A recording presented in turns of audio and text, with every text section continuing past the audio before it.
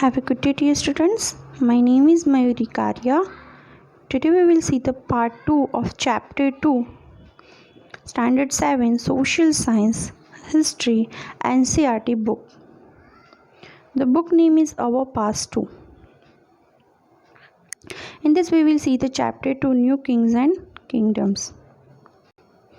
Previously we have completed part 1, so we will see the quick recap of that part 1. First we have seen the emergence of the new dynasties. So how means emergence of the new dynasties become possible? So in first way the people are telling that Samantas means subordinate of the king. After the death of the king they increase their circle of region and become the Mahasamanta and establish their dynasties. Second example the people given the means Chalukyas of Karnataka, which were the subordinate of Karnataka king, and later on means by the ritual of Hiranyagarbha, he with the help of the Brahmins he performed the ritual of Hiranyagarbha, that means the rebirth of the Kshatriya and become the king. Third one means they have given the example the Gurjar Pratihara and Karnataka's Brahmins, that they have given up their profession and established their kingdom. Okay, means the give up their Brahmin profession and accepted Kshatriya profession and become the kingdom.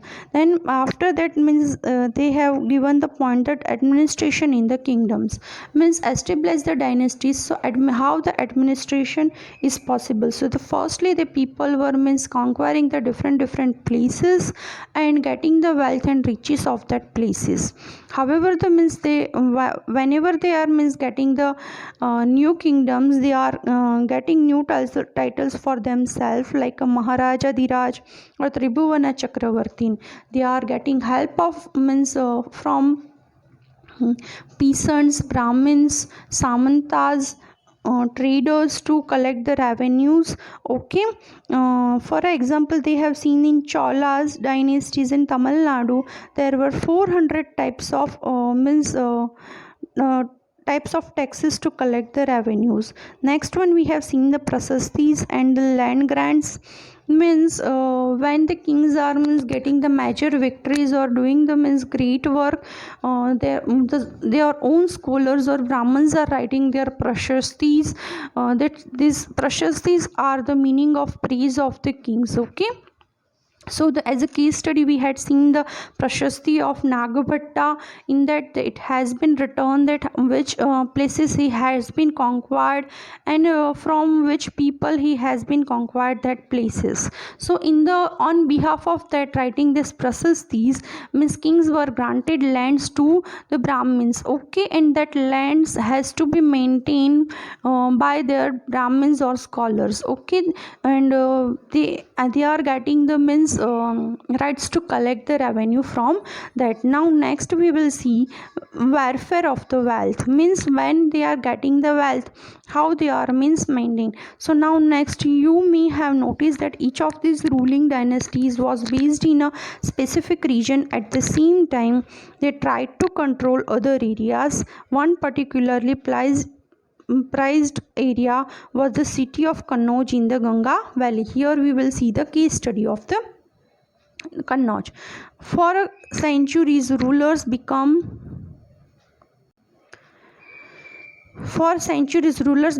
to Gurjar Pratihara, Rashtrakuta and Pala dynasties fought for the control over Kannauj, because there were three parties in this long drawn conflict. Historians often described it as the three-party struggles, means the people want to means the same place Kannauj, and these three dynasties has fought for the means fighting for that. That's why it is called the three-party struggles. These three parties were Gurjar Pratiharas, Rashtrakutas and Pala dynasties. Okay, as well we have see the page 62 to 66. Ruler always tried to demonstrate their power and resources by building large temples. So when they attacked one other kingdom they often close to target temples. Okay, so temples are the target of the means people, because temples were the center of to store the health at that time.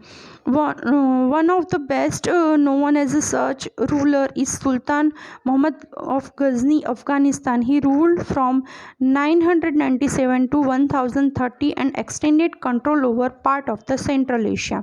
We know very well that Sultan Muhammad Ghazni has attacked on India for 17 time, and 17 time he has looted the temple Somnath in Gujarat. Okay, so Iran raided the subcontinent almost every year. His target were wealthy temples, including that of the Somnath, Gujarat. Much of the wealth Muhammad carried away was used to create a splendid capital city of Ghazni. He was interested in finding out more about the people he conquered and entrusted a scholar named Al-Baruni to write an account of the subcontinent. This Arabic work, known as the Kitab al-Hind, remains an important source for historians. He consulted Sanskrit scholars to prepare this account. When Muhammad Ghazni came in India, he brought a scholar Al-Baruni to write his account. Okay, and whatever the book written for this, its name is Kitab al-Hind. Later on, he has consulted with the Sanskrit scholars also to prepare the same account. Okay, other king who emerged in welfare include the Chahmanas, later on known as the Chauhans, who ruled over the region around Delhi and Ajmer. They attempted to extend their control to the west and the east, where they were opposed by the Chalukyas of Gujarat and Gadwalas of the Uttar Pradesh. The best known Chahmana ruler was Prithviraj III, 1168 to 1192, who defeated an Afghan ruler named Sultan Muhammad Ghori in 1191, but lost to him the very next year in 1192. This was the famous battle of Prithviraj Chauhan and Muhammad Ghori.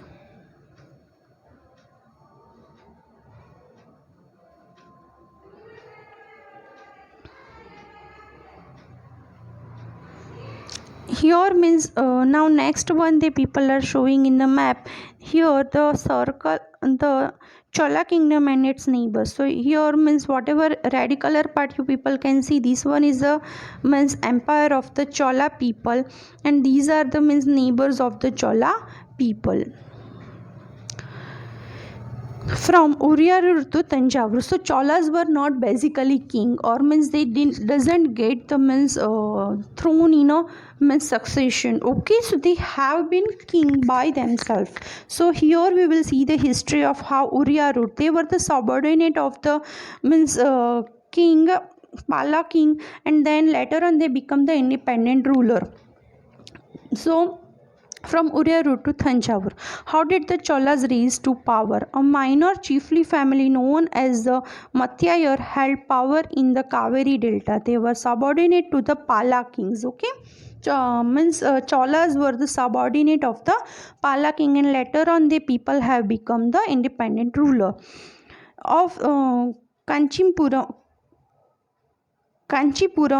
Vijayalaya, who belonged to the ancient chiefly family of the Cholas from Uriyarur, captured the delta from the Mathayar in the middle of the 9th century. He built the town of Thanjavur and temple of goddess Nishabda Sundini there. The successor of the Vijayalaya conquered neighboring regions and kingdoms, grew in size and power. The Pandyas and the Pallavas territory to the south and north were made part of this kingdom. So they have means captured the places of Pandyas and Pallavas territories also.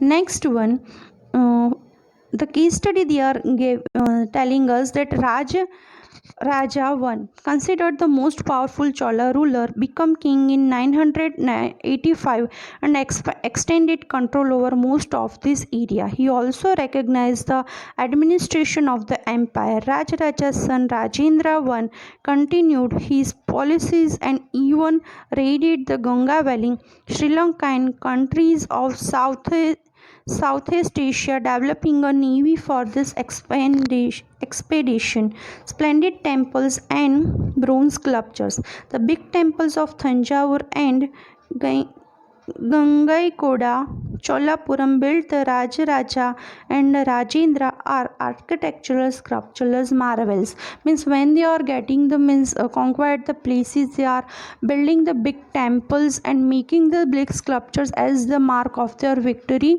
or to flourish their kingdom. Okay, so here means they are giving the example of temple of Thanjavur and Gangaikoda in Cholapuram.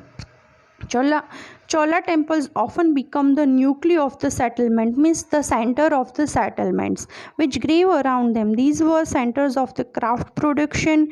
Temples were also endowed with land by rulers as well as by others.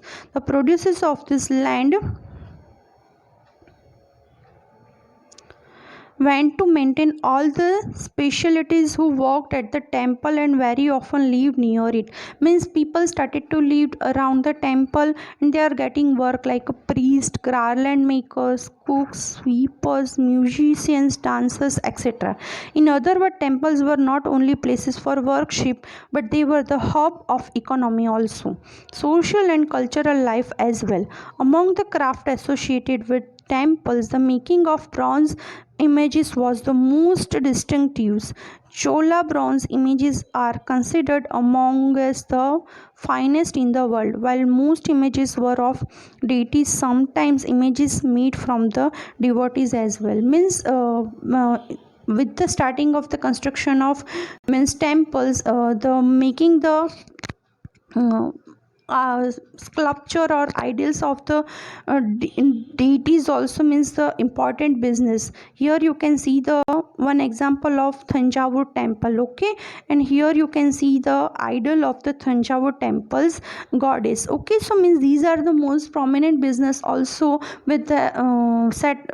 We can say the with the building started to build the temple. So you can see the bronze idol here also in the famous bronze idol from the Chola dynasty. Okay, today we are keeping our lecture up to here. In next lecture we will continue further. Thank you so much.